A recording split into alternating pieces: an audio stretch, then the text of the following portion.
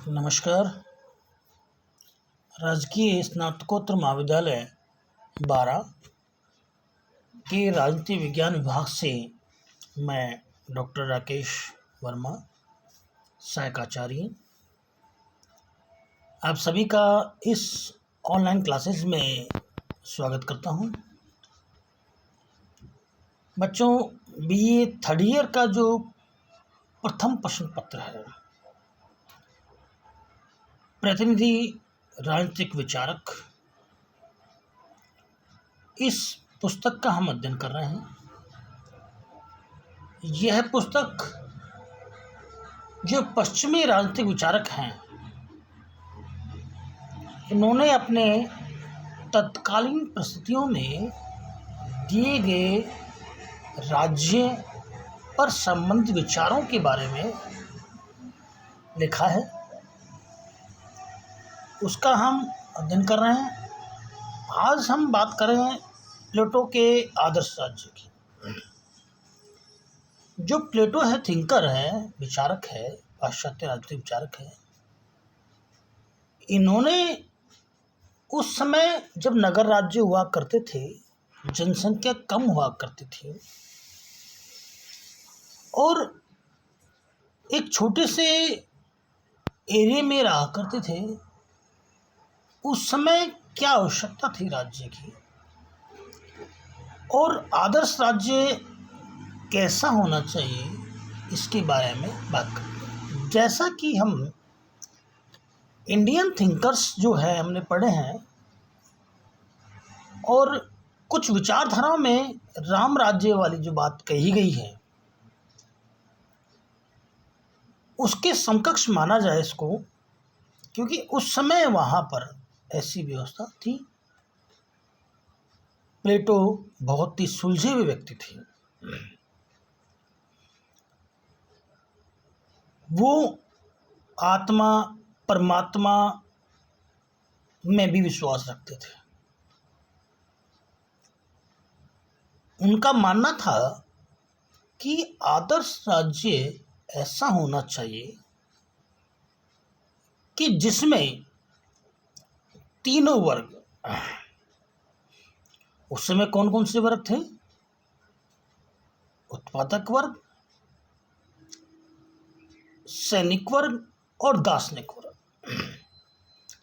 ये तीनों वर्ग वहां होने चाहिए। प्लेटो के नए सिद्धांत में भी बात आती है। जिस प्रकार मस्तिष्क में दार्शनिक सोच होती है, भुजाओं में सुरक्षा होती है और उत्पादक वर्ग जो हमारा उदर है, जो हमें ऊर्जा पैदा करता है, वो होना चाहिए। प्लेटो अपने आदर्श राज्य में बात करता है राज्य और व्यक्ति का संबंध। प्लेटो का मानना है राज्य व्यक्ति का बड़ा रूप है।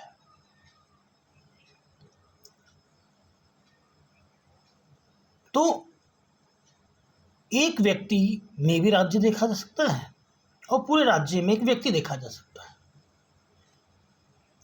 जिसको हमारे थिंकर्स, जो इंडियन थिंकर्स हैं, उसको आंगिक सिद्धांत कहते हैं, शरीर का सिद्धांत। प्लेटो का आदर्श राज्य का निर्माण के बारे में बात करेंगे और अंतिम में हम आलोचना करते हैं, समालोचना करते हैं। क्वेश्चन ये आता है थर्ड ईयर में, प्लेटो के आदर्श राज्य की आलोचनात्मक विवेचना कीजिए या प्लेटो के आदर्श राज्य को समझाइए। प्लेटो का आदर्श राज्य सभी आने वाले समय और सभी स्थानों के लिए एक आदर्श का प्रस्तुतिकरण है। उसने आदर्श राज्य की कल्पना करते समय उसकी व्यावहारिकता की उपेक्षा की है। यद्यपि प्लेटो के विचारों में व्यावहारिकता की कमी है, लेकिन हमें उस पृष्ठभूमि में नहीं भूलना चाहिए जिसने उसके मस्तिष्क में आदर्श राज्य की कल्पना जागृत की। प्लेटो के जो गुरु थे उनका नाम था सुकरात। सुकरात ने जब राज्य संबंधी बात कही तो उनको फांसी पर चढ़ा दिया गया। तो जो सुकरात है उसकी मन की इच्छा अंदर रह गई। प्लेटो ने अपने गुरु के विचारों को आगे बढ़ाया और एक ऐसे राज्य की कल्पना की, आदर्श राज्य की कल्पना की, जिसको हम गांधी जी के राम राज्य की कल्पना कह सकते हैं। इस टाइप की सी उन्होंने बात की। पहला पॉइंट देखा हमने राज्य और व्यक्ति का संबंध, कि राज्य में व्यक्ति होते हैं, बिना व्यक्तियों के तो राज्य हो ही नहीं सकता ना। राज्य के व्यक्ति से संबंध, प्लेटो व्यक्ति और राज्य में जीव का संबंध मानता है। उसका विश्वास है कि जो गुण और विशेषताएं अल्प मात्रा में व्यक्ति में पाई जाती है, वही गुण विशाल रूप से राज्य में पाई जाती है। राज्य मूलतः मनुष्य की आत्मा का बाहरी स्वरूप है, अर्थात आत्मा चेतना अपने पूर्ण रूप में से जब बाहर प्रकट होती है तो वह राज्य का स्वरूप धारण कर लेती है। व्यक्ति और व्यक्तियों का समूह एक ही विचारधारा रखने वाले लोगों का एक समूह बन जाता है तो विचारधारा बड़ी बन जाती है, मगर विचार वही रहते हैं।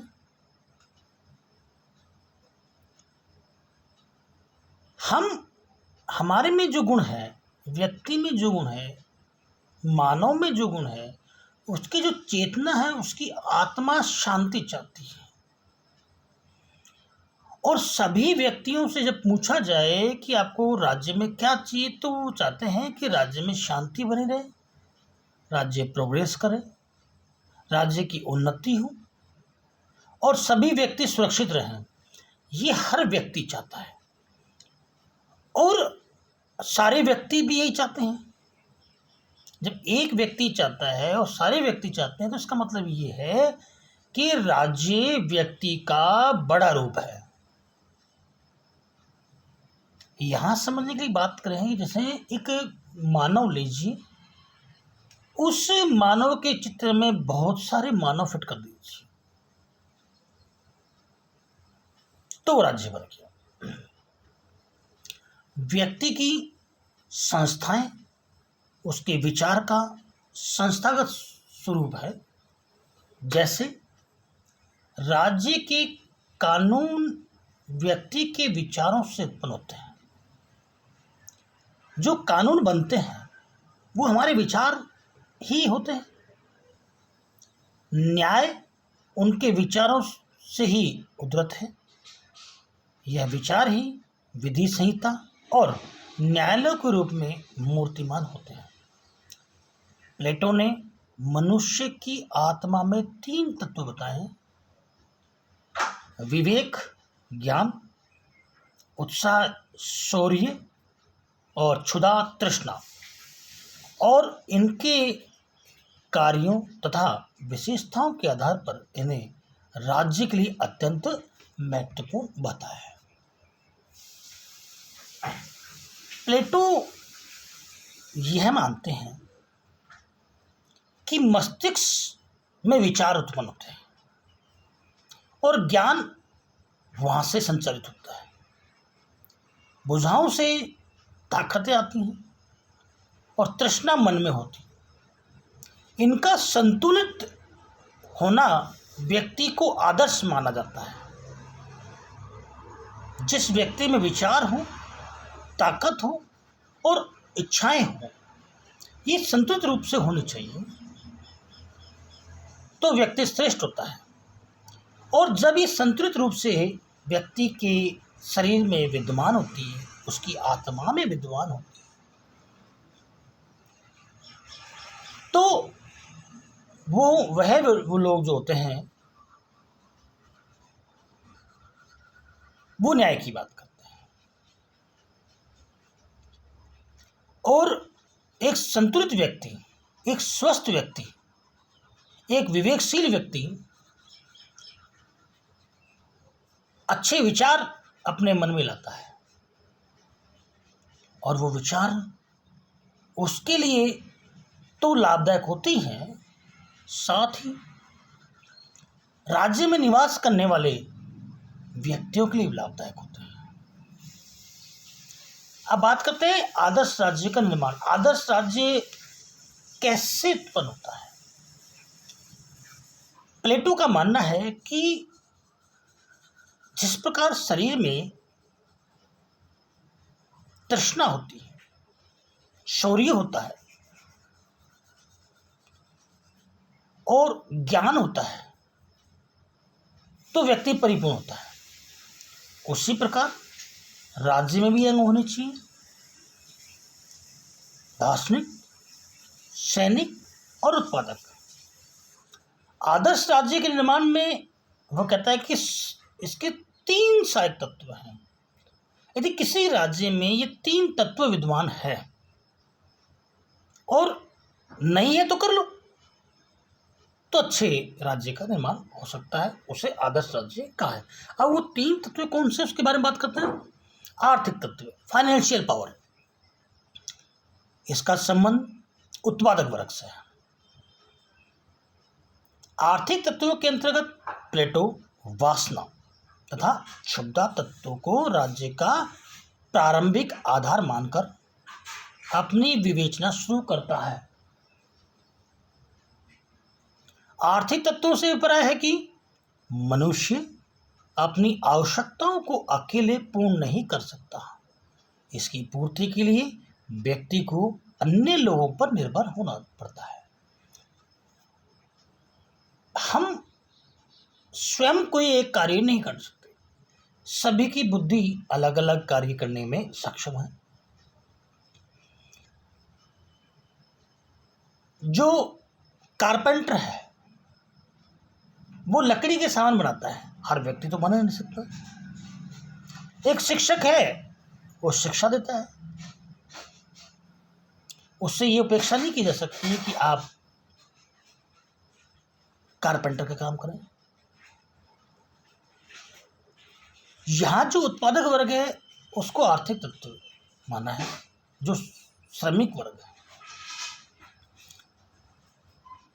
वह वर्ग अपनी योग्यताओं के अनुसार, अपनी बुद्धि के अनुसार संतुलित होकर के कार्य करें, तो सभी की आवश्यकताएं पूर्ण हो सकती हैं। परस्पर निर्भरता से समाज में श्रम विभाजन तथा कार्य विशेषीकरण उत्पन्न होता है। इससे आर्थिक संघों का निर्माण होता है तथा एक व्यक्ति एक कार्य का सिद्धांत व्यापक हो जाता है। सेवाओं के आदान प्रदान से सबकी आवश्यकताओं की पूर्ति हो पाती है। प्लेटो के अनुसार आदर्श राज्य की स्थापना के लिए आवश्यकताओं की सर्वोत्तम तुष्टि और सेवाओं का समुचित आदान प्रदान आवश्यक है। प्लेटो का मानना है कि जो उत्पादक वर्ग है उनमें एक कार्य का विशेषीकरण होता है। एक कारपेंटर जो होता है वो अच्छा लकड़ी काम कर लेता है, एक मजदूर है अच्छे भवनों का निर्माण कर लेता है। हर व्यक्ति में यह चीज़ नहीं पाई जाती। दूसरा तत्व है आदर्श राज्य का, वो है सैनिक तत्व। इसका संबंध सैनिक वर्ग से है। यह राज्य निर्माण हेतु दूसरा महत्वपूर्ण तत्व है। आवश्यकताओं में वृद्धि के साथ ही राज्य को अधिक भूभाग की आवश्यकता होती है, अतः युद्ध अनिवार्य हो जाता है। इस कार्य हेतु तथा युद्ध की संभावना और उससे रक्षा की आवश्यकता के फलस्वरूप राज्य में उत्साह, साहस या शूरवीर के तंत्र का उदय होता है। इससे सैनिक वर्ग का आविर्भाव होता है, जिससे युद्ध में सर्वाधिक आनंद होता है। यह प्लेटो ये कहता है कि प्रत्येक राजा, जैसा कि हमारे इंडियन थिंकर्स कहते हैं ना, हमने जब फर्स्ट ईयर पढ़े थे, प्राचीन भारतीय जो राजनीतिक विचारक है वो ये कहा करते थे कि हर राजा को युद्ध करते रहना चाहिए और युद्ध कर करके अपने राज्य का विस्तार करना चाहिए। ये बात पाश्चात्य विचारक भी मानते हैं। और युद्ध से रक्षा के लिए हमें सैनिक तत्वों की आवश्यकता होती है। सैनिक होना जरूरी है। हमारे रक्षक, सिक्योरिटी हमारे पास होनी चाहिए और वो बलशाली हो, ताकतवर हो, तो ही तो हमारी रक्षा कर पाएंगे। तो यदि कोई दूसरा राजा हमारे राज्य पर आक्रमण करता है, हमारे राज्य की सीमाओं में हस्तक्षेप करता है, तो हमारा जो सैनिक वर्ग है वो उसको रोकता है। तो जो हमारी निश्चित सीमा है हमारे राज्य की, उस सीमा को बनाए रखने का कार्य कौन करेगा? सैनिक वर्ग करेगा। आज हमारे बॉर्डर पर, जो हमारी भारतीय बॉर्डर है, वहाँ जो सैनिक टुकड़ियाँ बैठी हैं वो हमारे पड़ोसी राज्य को, देश को हमारे पर आक्रमण करने से रोकती है। हालांकि इसमें कई शहीद हो जाते हैं, मगर राज्य की सीमाएं तो सुरक्षित हैं। इसलिए प्लेटो का मानना है कि एक सैनिक वर्ग होना चाहिए, साहसी वर्ग होना चाहिए, जो राज्य की सीमाओं को सुरक्षित रखे और इतना ताकतवर हो कि दूसरे राज्यों को जीत भी ले।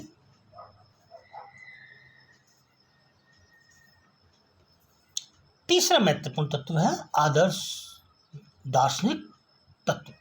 आदर्श राज्य का जो महत्वपूर्ण तत्व है वो तीसरा है दार्शनिक तत्व। ये सबसे महत्वपूर्ण है। यह शासक वर्ग से संबंध है। राज्य निर्माण का तीसरा आधार दार्शनिक तत्व है, जिनका संबंध आत्मा के विवेक, बुद्धि से है। प्लेटो का मानना है कि राज्य के रक्षकों में विवेक का गुण विद्यमान होना चाहिए, अनिवार्य है। उसके अनुसार सैनिक योद्धा में सामान्यतः विवेक का यह गुण मिलता है, किंतु विशेष रूप से यह पूर्ण संरक्षक या शासक में ही पाया जाता है। यह संरक्षक दो प्रकार के होते हैं, सैनिक संरक्षक और दूसरा है दार्शनिक संरक्षण। प्लेटो का मानना है, कहना है कि राज्य तभी आदर्श रूप ग्रहण कर सकता है जब राज्य का शासक ज्ञानी एवं निस्वार्थ दार्शनिक शासकों द्वारा हो। इसी तत्व को ध्यान में रखकर वह राज्य के उच्च शिखर पर दार्शनिकों को नियुक्त करता है। जिस प्रकार हमारा जो मस्तिष्क है हमें अच्छे ज्ञान का प्रभाव देता है, अच्छी सोच को प्रदर्शित करता है, अच्छे विचारों को उत्पन्न करता है, तो हम स्वस्थ रहते हैं। कई बार आपने सुना होगा, बी पॉजिटिव, आप अच्छा सोचें, अच्छा हो। ये कौन बात करता है? ये हमारा मस्तिष्क बात करता है, हमारा दिमाग बात करता है। हम अच्छा तभी सोचेंगे जब हमारे में दार्शनिक तत्व अधिक होंगे। जिस प्रकार स्वस्थ मस्तिष्क होता है, उसी प्रकार राज्य में जो राजा है, वो शासक जो है, वो दार्शनिक होना चाहिए, उसमें निस्वार्थ भाव होना चाहिए, सन्यासी प्रवृत्ति का होना चाहिए। उसको लोभ मोह माया इनसे दूर होना चाहिए, क्योंकि वो इनसे दूर होकर ही एक अच्छा शासक बनता है। ईश्वर का प्रतिनिधित्व वही कर सकता है जिसमें मानवीय तृष्णाएं हैं, आवश्यकताएं वो नहीं हो, उसका काम कल्याण करना हो। वो कौन कर सकता है? वो दार्शनिक लोग कर सकते हैं। अब हम बात करते हैं इसकी आलोचनाओं के बारे में, क्योंकि ये सर्वमान्य सत्य भी नहीं है कि हर आदमी अच्छा हो, और जिसमें आवश्यकताएं तृष्णा नहीं है वो मानव भी नहीं है। भूख सबको लगती है। यदि व्यक्ति को भूख नहीं लगे, ठंड की आवश्यकता, गर्मी की आवश्यकता नहीं है, मानव शरीर है, अच्छा खाना पसंद करता है, अच्छी जगह रहना पसंद करता है, अच्छा पैसा चाहिए इसको। यदि ये चीज़ उसमें नहीं होगी तो मानव नहीं है। और जब उसमें तृष्णा ही नहीं है, आवश्यकता ही नहीं है, तो उसको क्या मतलब राज्य से? जो साधु होते हैं, जो साधना करते हैं, इनको राज्य से कोई मतलब नहीं, राजा से कोई मतलब नहीं, तो काहे को परेशान होंगे? पहला आलोचना बात करते हैं, आदर्श राज्य एक स्वप्निल संसार है, एक सपनों का संसार है, इसका यथार्थ से कोई मतलब नहीं है। प्लेटो के आदर्श राज्य की व्यवहारिकता को देखते हुए उसे एक स्वप्निल संसार कहकर पुकारा गया है। उसे बादलों में स्थिर नगर की संज्ञा दी गई है। इसे संध्याकालीन तंतु कहा गया है, जो क्षण भर के लिए दृष्टिगोचर होकर रात्रि की नीरवता में लिप्त हो जाता है। दूसरा, स्वतंत्रता का निषेध। प्लेटो का आदर्श राज्य व्यक्तियों को आवश्यक स्वतंत्रता प्रदान नहीं करता है, इतना नियंत्रणकारी है कि उसमें व्यक्तियों की सभी प्रवृत्तियों का विकास संभव नहीं। प्लेटो का आदर्श राज्य एक सर्वाधिकारीवादी राज्य है, और वह अपने स्वभाव से ही मानवीय स्वतंत्रता के हित में नहीं हो सकता। हर व्यक्ति स्वतंत्रता चाहता है। यदि दार्शनिक शासक पर प्रतिबंध लगा दिए जाए कि उसको ना पैसा इकट्ठा करना है, ना उसको पत्नी रखनी है, ना उसको घर बार बनाना है, ना उसको जमीन जायदाद चाहिए, तो क्या सिर फोड़ने के लिए राजा बनेगा वो? कोई भी चुनाव लड़ता है या शासन की इच्छा रखता है तो वो स्वतंत्रता भी चाहता है। हर व्यक्ति को घूमना पसंद है, अच्छा खाना पसंद है, अच्छा रहना पसंद है, तो वो राजा क्यों बनेगा जब वो संपत्ति नहीं जोड़ सकता, अच्छी तरह रह नहीं सकता, अच्छा खा नहीं सकता, सो नहीं सकता, अपनी आवश्यकताओं को पूर्ति नहीं कर सकता, तो काहे को राजा बनेगा? पत्थर की मूर्ति रख दो। तीसरा, उत्पादक वर्ग की उपेक्षा। प्लेटो की आदर्श राज्य की आलोचना एक प्रमुख आधार यह है कि इसमें उत्पादक वर्ग की उपेक्षा की गई। वह अन्य दोनों वर्गों के समान इसके लिए न तो विशेष शिक्षा की व्यवस्था करता है और न ही सामाजिक ढांचे में उसकी महत्वपूर्ण स्थिति प्रदान करता है। चौथा है, शासक वर्ग की निरंकुश सत्ता। प्लेटो के आदर्श राज्य में कानूनों और नियमों का पूर्ण अभाव है और इसमें दार्शनिकों को निरंकुश सत्ता सौंप दी गई है जिसे किसी भी प्रकार उचित नहीं कहा जा सकता। इन व्यक्तियों को शिक्षा द्वारा चाहे कितना ही विवेकशील और वीतरागा क्यों न बना दिया गया हो, अनियंत्रित शक्ति पा जाने पर मानवीय स्वभाव के अनुसार इसमें दोष आ जाते हैं।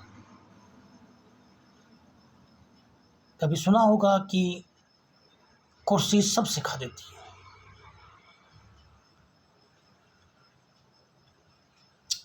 किसी भी व्यक्ति को, जिस व्यक्ति में कोई भी गुण नहीं हो, उसको किसी कुर्सी पर बैठा दो, कोई कार्य दे दो, तो उस कार्य को सीख लेता है, उसकी कमियां पता कर लेता है और जब वो शक्तिशाली होता है तो वो अपने मानवीय गुण में आ जाता है, मानवीय स्वभाव में आ जाता है। अगला कानूनों की उपेक्षा। आदर्श राज्य में कानून का कोई स्थान ना देकर भी प्लेटो ने बड़ी भूल की है। आगे चलकर लाज में कानून की अनिवार्यता को उसने स्वयं स्वीकार किया। कानून की संपूर्ण उपेक्षा के कारण ही प्लेटो के आदर्श राज्य की अत्यंत कठोर आलोचना उसके काल से लेकर अब तक होती आई है। व्यक्ति और राज्य की समानता को अत्यधिक महत्व। अपने आदर्श राज्य में प्लेटो ने व्यक्ति एवं राज्य के जिस बड़ी मात्रा में समानता के दर्शन किए हैं, उस मात्रा में व्यक्ति एवं राज्य में समानता वास्तव में होती नहीं है। इसी समानता को तथ्य मानकर प्लेटो ने मानव प्रकृति के 3 तत्वों विवेक, उत्साह, क्षुधा के आधार पर राजनीतिक समुदाय का निर्माण करने वाले लोगों को बड़ी कठोरता के साथ 3 भागों में बांट दिया है। प्लेटो का आदर्श राज्य एक कल्पना पर आधारित राज्य कहा जा सकता है।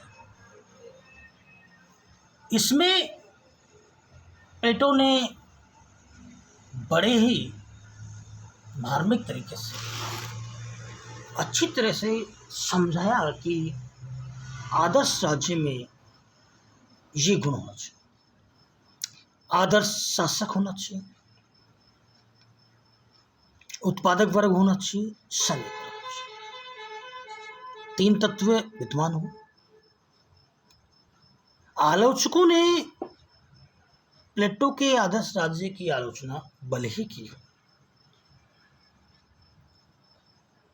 मगर यहाँ एक बात मानने योग्य है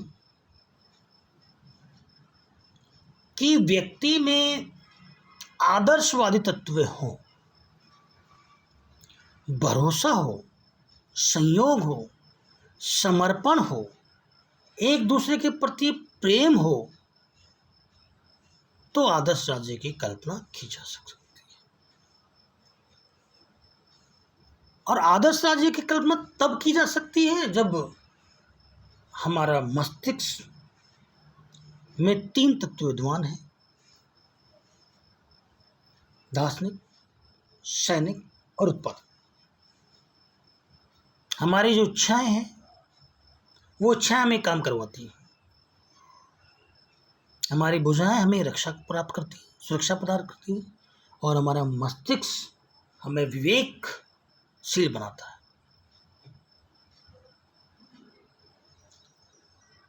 आदर्श राज्य में ये तीनों वर्ग होने चाहिए। उत्पादक वर्ग जो आर्थिक तत्वों से संबंधित है, सैनिक जो सुरक्षा से संबंधित है, दार्शनिक जो शासन से संबंधित है। प्लेटो ने कानून का उल्लेख इसलिए नहीं किया होगा जब व्यक्ति में तीनों गुण विद्यमान हैं, एक दूसरे से प्रेम है, प्यार है, सब अपने अपने काम कर रहे हैं, तो उनको लगा होगा कि शायद इसकी आवश्यकता नहीं होगी।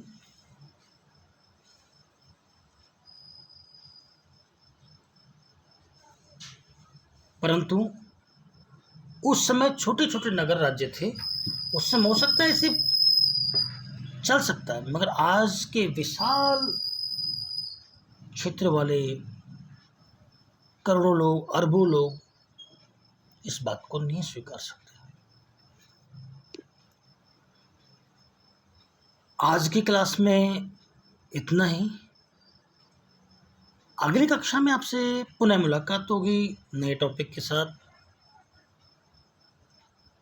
घर में रहें, सुरक्षित रहें, तैयारी करते रहें। हम एक बहुत बड़ी भयंकर बीमारी जो है उसको झेल रहे हैं, ये भी जल्दी समझ जाएगी। सभी का धन्यवाद। Thanks of all. अगली कक्षा में आपसे पुनः मुलाकात होगी। जब तक के लिए धन्यवाद।